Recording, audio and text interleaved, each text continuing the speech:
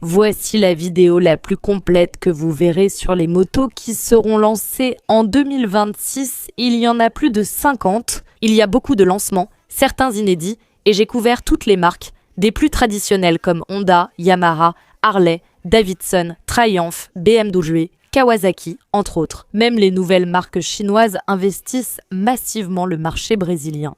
En 2026, comme CF Moto, Zonde, Shinerai et la toute nouvelle Vosges, qui a confirmé son entrée dans le pays en décembre 2025, ça a été un sacré travail. J'ai passé la fin de l'année à faire beaucoup de recherches pour vous, j'ai beaucoup travaillé. Je pense mériter votre like, il est gratuit et Mandinia le mérite aussi. Et dans cette vidéo, je vais vous montrer toutes les nouveautés qui devraient arriver maintenant, en 2026, la vidéo définitive. D'ailleurs, beaucoup de ces nouveautés, les modèles dont je vais parler, sont confirmés. Il y a 51 motos classées par constructeur avec fiche technique, prix et plus. Je suis Mada Pagliari. C'est la chaîne moto la plus charmante du Brésil avec les meilleurs contenus sur deux roues. Alors, mets un like tout de suite et surtout, abonne-toi et active la cloche. Comme ça, dès que je testerai la plupart des motos de cette vidéo, tu seras le premier à le savoir. Il faut être abonné et activer la cloche pour recevoir la notification YouTube. Le marché des motos au Brésil est en plein essor avec de nouvelles marques et de nouveaux modèles. Et je suppose que d'ici 2030, la part de marché des ventes sera très différente de ce que l'on voit aujourd'hui dans les données officielles. Mais assez de blabla. Allons-y avec les lancements de 2026 en commençant par la première de la liste qui est Shinerai. D'accord, je sais qu'elle n'a pas la réputation d'être une moto fiable et que beaucoup se plaignent du service après-vente, il suffit de chercher en ligne. Shinerai importe les motos Keiji Motors sous SBM et celles de Dalifan. Voyons comment ces motos se comporteront à long terme sur notre marché. Sont-elles durables? Seul le temps le dira. Première confirmée, la SBM 250 Trail, tandis que la Lander propose 20 chevaux, celle-ci en compte 30. Suspension inversée, avec un prix fixé à 990 $. J'ai apprécié les clignotants dans les protège-mains, mais son design rappelle une Sahara avec un détail indéfinissable. Tu as aimé le design de la SBM 250 Trail? Écrit ici en bas. Je n'ai pas trop aimé, non, d'accord? Mais bon, il faut regarder de près pour voir. Je sais que la qualité des motos chinoises s'est beaucoup améliorée au fil des années. CF Moto, par exemple, est un succès en Europe. C'est un vrai cas de réussite, alors que SBM, je ne l'ai jamais vu de près, donc je ne peux pas en parler. D'ailleurs, ne pars pas, parce qu'il y a une moto confirmée de CF Moto dans cette liste. Tu vas aimer. On continue la liste. Confirmée également, la Denver 400, une custom classique fabriquée par la marque chinoise Lifan, qui va concurrencer directement les classiques CLC 450 de CF Moto. Comme elle a une motorisation similaire, à mon avis, elle ne concurrence pas directement les 400 de Triumph. En effet, bien qu'elles aient une puissance presque identique, de 40 chevaux, la Denver a un moteur bicylindre et la Speed a un moteur 400 monocylindre. Nous avons aussi la Lifan SBM 400 SS confirmée, en réalité la KPT 400, un crossover doté d'une grande bulle pour la route. Mon Dieu, au secours, je n'ai pas trop aimé le look de cette moto, on dirait qu'elle a foncé dans un mur et qu'elle est restée toute carrée, au secours. Le look s'inspire de la Panamérica de Harley Davidson. Personnellement, je n'ai pas aimé, mais le principal c'est votre avis. Aimez-vous ce style? Dites-le en commentaire. Bien que la puissance soit similaire à l'Himalaya 450, la KPT 400 SBM 400 a un moteur bicylindre. Elle concurrence donc directement l'Ibex 450, mais cela n'exclut pas l'Himalaya 450. Finalement, le public a une option supplémentaire sur le marché. Maintenant, c'est au tour d'une marque peu connue, ici dans le sud-est, mais qui se vend bien dans le nord et le nord-est. Elle est 5e des motos les plus vendues au Brésil en novembre 2025, je parle d'Avelos, et elle a confirmé la Z-Cent 70 Bravo, qui développe 18 chevaux avec des freins à disque sur les deux roues, coûtant pratiquement le prix d'une CG. Moins cher, non? Les performances d'une 200 pour un prix inférieur à une Titan. Maintenant, parlons de Bajaj. Il y a 2 lancements qui, à mon avis, ont tout pour arriver maintenant, en 2026. Il n'y a pas de confirmation officielle, d'accord, mais je pense que ça va arriver. La première mise à jour concerne la D400, je suis quasi certain à 99%, à l'étranger. La D400 a subi des changements significatifs, comme un accélérateur électronique ride-by-wire permettant des modes de conduite comme road range, sport et tout-terrain. Elle possède aussi un contrôle de traction désactivable pour mieux rouler sur terre. Visuellement, presque rien n'a changé, sauf le cockpit qui a beaucoup évolué. Vous voyez ce petit tableau de bord secondaire qui se trouvait au-dessus du réservoir, que beaucoup de gens ne savaient même pas à quoi il servait? Eh bien, il a été supprimé. Bajaj a nettoyé cette zone et a mis un port USB à la place, ce qui résout le problème d'avoir à tirer le câble jusqu'au guidon. J'ai trouvé ça bien. Le tableau de bord est le même que celui de la NS4 avec connectivité et navigation virage par virage. En plus, la bulle semble avoir été agrandie. Et aussi le support système de positionnement global qui est intégré surélevé au-dessus du tableau de bord, ce qui facilite la vie de ceux qui vont utiliser Maps. Le moteur est resté le même, il n'y a pas eu de changement. Musique. Et, pour ceux qui ne le savent pas, Bajaj n'a qu'un seul scooter dans sa gamme, qui est électrique, la Chetak, un succès en Inde. Soit dit en passant. Ils avaient déjà homologué la Chetak ici au Brésil, mais ensuite Bajaj à l'étranger est allé mettre à jour la Chetak. Ils ont perdu toute l'homologation faite par Bajaj du Brésil. Je l'ai trouvé superbe, j'ai roulé avec en Inde et j'ai adoré. Il semble que nous ayons une confirmation de Dafra.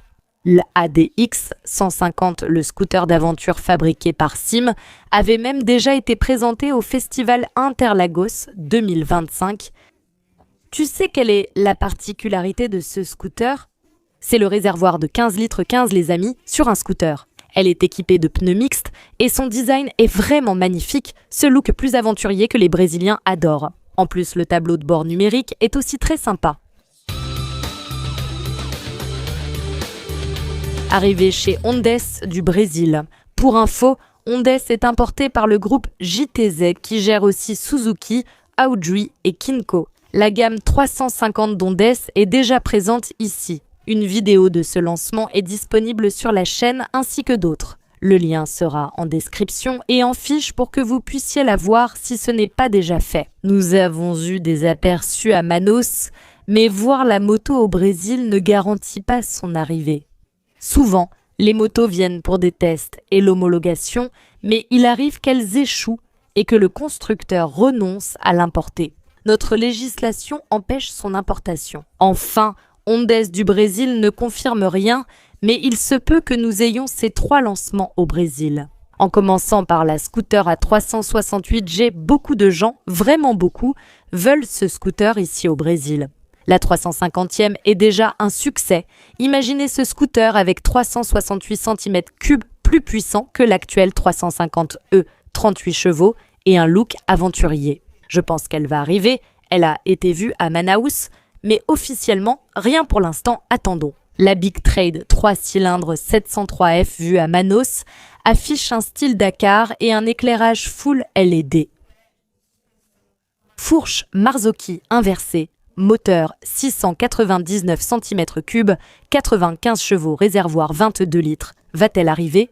On ignore, mais ce pourrait être Amandine. Je ne suis pas sûre que la Sept 103 RR ait été aperçue à Manaus, mais c'est le pari de mon ami Bill Motoka. J'ai vu sa vidéo, donc je le suis. Si elle n'arrive pas, ce sera la faute de Bill. Écrit ici en bas. Même moteur 3 cylindres que la Trail et un look très joli. Et si elle sort avec la SR 675 de CF Moto, il y aura 2 sportives avec un moteur 3 cylindres au Brésil. Regarde comme c'est bien. CF Moto est officiellement confirmé. Passons à la liste Ibex 450. Bicylindre, une vidéo où je roule avec est sur la chaîne, lien en description et fiche. Ibex 700 grande sœur de la Ibex 450, une vidéo existe aussi. Sur Canal Motoplay, nous avons deux modèles, 450 cm3 confirmés, la SL 450 Normal Cruiser et la version Bobber. Une version monoplace agressive existe. Les deux disposent d'une courroie crantée et de nombreuses technologies. Une vidéo des 4 modèles confirmés est disponible sur Canal Motoplay. Je mets le lien en description, ça vaut le coup. Cependant, CF Moto a annoncé que 5 autres lancements sont prévus pour 2026. Là, il ne nous reste plus qu'à spéculer. Je vais donner ici mon avis. Mon opinion. La Naked 450 et le modèle Naked et la sportive SR 450 en pratique, ce sont essentiellement toutes des bicylindres de 450 cm3. 3 nouveaux modèles arrivent, dont la famille 675 avec la Naked 675, la Naked et la SR 675. De superbes tricylindres technologiques visibles en vidéo sur la chaîne. Pour finir, je parie sur l'Ibex 800 à moteur KTM. Ce n'est pas encore officiel, mais les chances sont élevées. Je vous rappelle qu'il y a des vidéos où je pilote toutes les motos dont j'ai parlé, ainsi que d'autres motos que je ne vais même pas mentionner ici. Je vais laisser le lien dans la description, je suis sûre que ça va vous plaire, vous irez regarder après. Et si la vidéo vous plaît, laissez déjà un like, car elle est très complète, et abonnez-vous à la chaîne. Quand les motos seront au Brésil, je ferai des vidéos, alors likez et abonnez-vous, c'est important. Nous voici chez Royal Enfield qui a confirmé la BR 650, première 650 de la marque dotée d'une suspension inversée Showa d'origine. Et ils ont également confirmé la Classic 650 qui apporte le moteur twin au look classique de Royal Enfield. Et il y aura aussi la Gohan Classic 650. Elle a rencontré un grand succès lors de sa présentation au Capital Motor du Wiki. Elle reprend la base des 350 que nous connaissons avec une personnalisation. Elles sont inspirées des personnalisations de la région de Gohan en Inde, ce que j'ai trouvé très intéressant. Il y a un lancement de triomphe. Tous confirmés par la personne qui vous parle, Amandinia la Galantia, c'est moi. Première Trulstone 400, une café racer carénée, Tracker 400 avec un look tout-terrain. J'ai trouvé le style de cette moto intéressant. Elle reprend la base des 400 Triumph et devrait arriver fin 2026. D'ailleurs, saviez-vous que le Brésil est le pays qui vend le plus de 400 de Triumph au monde et qu'il en a le plus? Le Brésil est le premier au monde en vente de Triumph. Regardez comme c'est bien. Prenez ça les étrangers, hein? J'aime voir ça. Et la dernière nouveauté que j'ai confirmée, c'est la Trident 800, la Sport 800. Je n'ai pas cette information, mais il se peut qu'elle arrive ou seulement en 2027. Je pense que le Festival Interlagos aura beaucoup de nouveautés. En parlant du Festival Interlagos, la moto Morini a fait ses débuts au Brésil lors de l'édition 2025. À l'époque, ils avaient confirmé pour le Brésil la X-Cape 1201 Trail avec moteur V-Twin de 120 chevaux. Elle devrait donc arriver cette année, je pense. La 450 présentée au festival visait aussi le Brésil. D'après nos conversations, ils ont officiellement lancé la Outrack 450 avec un moteur bicylindre. Pour concurrencer l'Ibex 450 riche en technologie et l'Himalayan 450, la Kangaroo 300, une vraie petite trail lancée à la Ekman en 2025, devrait aussi arriver ou être présentée. C'est encore hypothétique pour le Brésil, mais je trouve cela pertinent pour notre marché. Si tu la veux ici, dis-le en commentaire. BMW a déjà officialisé la nationalisation de la R12 et puisque la R12 a ouvert la voie, je pense que la R12 9, la version Roadster, devrait aussi arriver. Laquelle préfères-tu? Dis-le en commentaire. La F450 GS reste un rêve. Le modèle final a été présenté à Aikman en 2025 et sa production a débuté avec Indiana TVS pour sa commercialisation en Europe. Ça prendra du temps avant d'arriver au Brésil. Une vidéo sur la chaîne montre tout sur la Baby GS, le lien est en description. Pas encore de confirmation pour le Brésil, mais je suis sûre qu'elle viendra, peut-être fin 2026 ou en 2027. Je pense qu'elle convient à notre marché, ils la présenteront peut-être au festival Interlagos avec une confirmation à venir. Je ne sais pas, Mais je pense qu'elle devrait arriver d'ici 2027, c'est sûr. Ou qui sait, peut-être en 2026.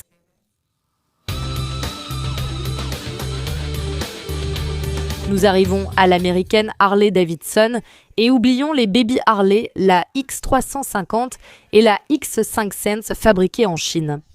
Je pense qu'elles n'arriveront pas bientôt au Brésil, même si elles conviennent à notre marché. Le site annonce toutefois des mises à jour sur la Street Glide Limited, la Road Glide Limited et, dans la gamme supérieure, la Custom Vehicle Operations Street Glide Limited et la Custom Vehicle Operations Road Glide Limited. Un lancement mondial est prévu en janvier. Attendons de voir s'il y aura quelque chose pour le Brésil, surtout pour les petites. Et KTM, tu sais, si tu n'es pas au courant, KTM a failli tout perdre. 2024 a été l'année la plus difficile pour la marque autrichienne, KTM ayant failli faire faillite. Entrée en procédure de restructuration judiciaire, ses créanciers ont approuvé le plan en février 2025. Donc, bonne nouvelle, la marque résiste mais subit une forte réorganisation et au Brésil ça progresse lentement. En novembre 2025, la première concession KTM Husqvarna du Brésil a ouvert à Moema, São Paulo. Et KTM a repris la production nationale à Manaus et va prendre en charge l'exploitation directe ici sans dépendre de tiers. Autrement dit, nous avons une filiale KTM au Brésil, c'est mon avis. La marque vise à stabiliser l'opération, résoudre l'excès de stock mondial et réorganiser l'ensemble. Les vraies nouveautés devraient arriver en 2027, cependant, je pense que la marque sœur Husqvarna devrait apporter des nouveautés, peut-être. La Svartpiling 401 est une naked scrambler stylée avec un monocylindre 398 cm3 refroidi par liquide, développant 44 chevaux, moto exclusive technologique mais réservée à peu de personnes. Selon vous, quel sera son prix? Écrivez ici en bas. Chez Kawasaki, la Ninja 1100 SX n'est encore qu'une spéculation. Peut-être. Lancée en 2024 en Europe, elle n'est pas encore sur notre marché. Kawasaki va-t-elle relancer le segment sport touring au Brésil? Souhaitez-vous la voir en 2026? Va-t-elle venir? Écrivez-le ici. Il y a aussi la KLE lancée à l'Esposizione Internazionale Cyclo-Motociclo et Accessory 2025, c'est sûrement probable. Je pense qu'elle sera effectivement présentée. Elle sera probablement présentée. Son arrivée en 2027 reste spéculative, mais c'est une forte supposition. Reste à savoir si elle arrive en 2026 ou 2027, car je pense qu'elle viendra. Il y a aussi la polémique sur la garde au sol très basse qui touche les pierres. Si vous n'avez pas vu ma vidéo que j'ai faite avec elle, il y a une vidéo ici sur la chaîne avec la KLE 500 en détail, fiche technique, lien dans la description. Certains spéculent sur Suzuki, rien n'est confirmé mais je crois que Suzuki via JTZ va élargir la gamme 800 comme la GSX 8T avec un look rétro et peut-être la GSX 8TT carénée. Qu'en pensez-vous? Vous aimeriez voir ça? Écrivez ici en bas. Yamaha a présenté en décembre 2025 l'Aero X 160 qui arrivera maintenant en janvier 2026 dans les concessions. Elle propose un look agressif, un large tableau de bord numérique connecté, des roues de 14 pouces et un prix conseillé de 990 $. Yamaha l'a confirmé jusqu'ici. Passons maintenant aux spéculations. Mandigna et moi pensons que cela devrait arriver. Yamaha, s'il te plaît, apporte la MT9. Des motos de grosse cylindrée, ça s'est arrêté à la T-Sept pour l'instant. Donc je pense que ça devrait arriver en 2026. Madame Honda a des lancements confirmés pour la liste. La vidéo ne sera pas plus longue. D'abord, la Hornet 1004 cylindres, confirmée pour arriver en 2026, ainsi que la version Sport Production. Donc, nous avons la Hornet Sport Production avec suspension, huile et frein. Brembo CG 160 Titan édition spéciale, 50 ans présenté en octobre. Ils ont annoncé son arrivée, mais elle ne sera commercialisée qu'au premier trimestre 2026. Cette édition commémore 50 ans de CG et d'usine. Honda va beaucoup célébrer. Confirmé également, nous avons la Tornado 300 Dakar, elle a une édition spéciale avec des autocollants et des graphismes du rallye. Mécaniquement, le moteur ne change pas. Une autre confirmée est la Goldwing Tour Edition pour les 50 ans et elle a eu des changements non seulement visuels, édition commémorative, mais aussi en ce qui concerne la connectivité. Nous verrons quand elle arrivera maintenant, en 2026. Maintenant, allons faire des spéculations. CB1000 Grand Tourisme, lancé à l'Esposizione Internazionale Ciclo, Motociclo et Accessori 2025, pourrait être présenté au Festival Interlagos 2026 et arriver en 2027. Tu imagines, mon Dieu, que Yamaha a un peu retiré la Tracer 900 et là, Honda arrive déjà avec un crossover. Et c'est ça, il se peut qu'elle arrive. Et maintenant, on passe à la spéculation suprême de Mandigna qui concerne une custom. Les veuves, la nostalgie de l'inaccompli. La célèbre Rebelle, écoutez, Honda mène de nombreuses enquêtes sur les motos custom depuis 2 ans au Capital Moto Week. D'abord, ils ont customisé la 300, puis ils ont vraiment amené la Rebelle 300, donc je pense qu'une Rebelle va arriver. Maintenant, je ne sais pas si c'est la 500, nous avons déjà le moteur de la 500, pour ça on verra déjà la 300. Il faut voir s'ils utiliseront ici au Brésil le moteur de la Twister ou celui à refroidissement liquide étranger qui est aussi un peu plus tournant. Peut-être que les recherches ont révélé que personne ne veut la Rebelle et que ce n'était que de la spéculation. Mon Dieu, est-ce possible? Est-ce vrai? Tu veux voir une Honda Custom? Écris ici en bas, je veux connaître ton avis, écris. Maintenant, j'ai gardé le meilleur pour la fin. L'année se terminait, il ne restait que quelques minutes. Soudain, un email arrive dans ma boîte de réception. VOJ confirmé au Brésil, et mieux encore, avec 2 motos déjà confirmées, et la première à être lancée sera la DS 900X. La Trail partage moteur et châssis avec la BMW F900 GS produit par Longxin en Chine. Mais elle arrive avec radar, caméra, valise, quick shifter de série, coûtant probablement autour de 50-60 au prix d'une BMW. C'est de l'ingénierie allemande, sans la signature allemande. J'ai hâte de tester car Mandigna a une F900 GS, la Yellow Sport Production. Si tu ne le savais pas, maintenant tu le sais. Il y a une vidéo sur la chaîne montrant tout ce que j'ai mis dessus. J'ai hâte de tester cette moto. Confirmé aussi, la SR 4 Maxi Scooter 400 cm3 avec caméra frontale intégrée au tableau de bord et vue impressionnante. Impatiente pour cette marque? Calme-toi, je vais bientôt publier une vidéo très complète où je montrerai tous les modèles de la gamme mondiale qui vont probablement arriver au Brésil. Abonne-toi à Canal Motoplay pour être prévenu par YouTube dès la mise en ligne de cette vidéo. Je vais aussi te parler de marques attendues en 2026. Je ne les ai pas citées, mais je mérite ton like et ton partage. Cette vidéo m'a demandé beaucoup de travail, alors je pense la mériter. Partage-la à tes amis pour qu'ils suivent l'actu des 2 roues.